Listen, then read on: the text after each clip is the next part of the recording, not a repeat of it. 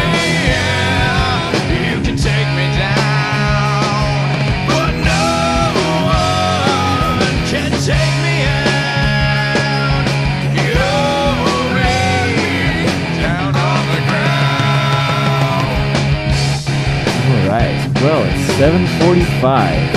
So I think it's about time to wrap up the show. And what better way to end with the music of Ashes Armada? So anyways,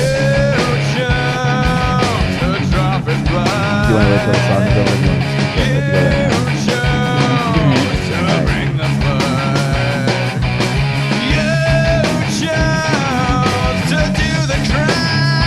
Singing is awesome. Yeah. This is actually not their main singer, but I guess the drummer they have now, I think the bassist, the brothers, were in a. This is something they wrote in a previous band, but I think that's Ryan's guitar. That's definitely Ryan's drum guitar. Nice.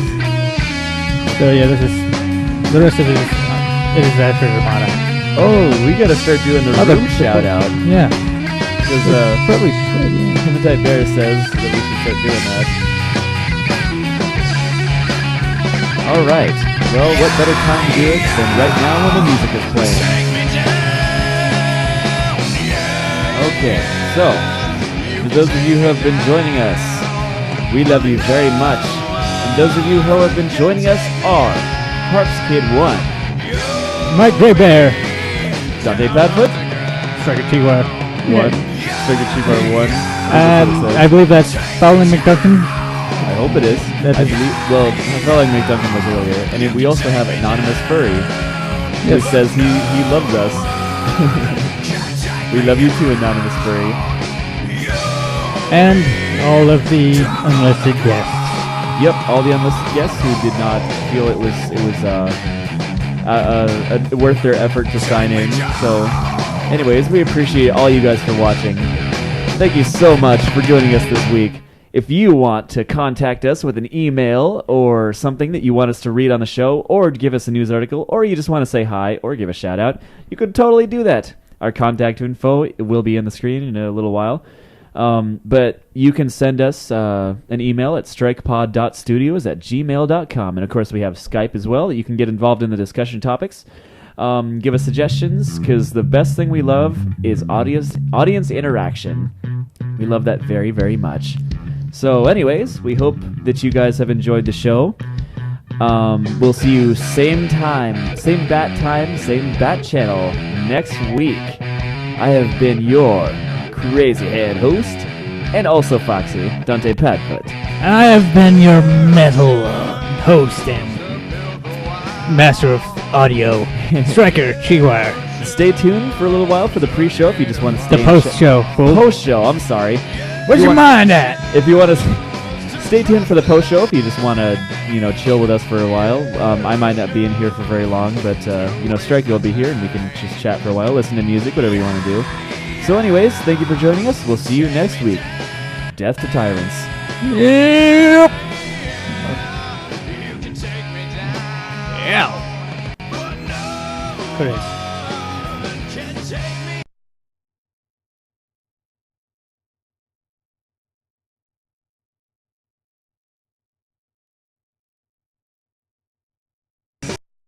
There we go. There we go. Okay. Have a good evening, you guys.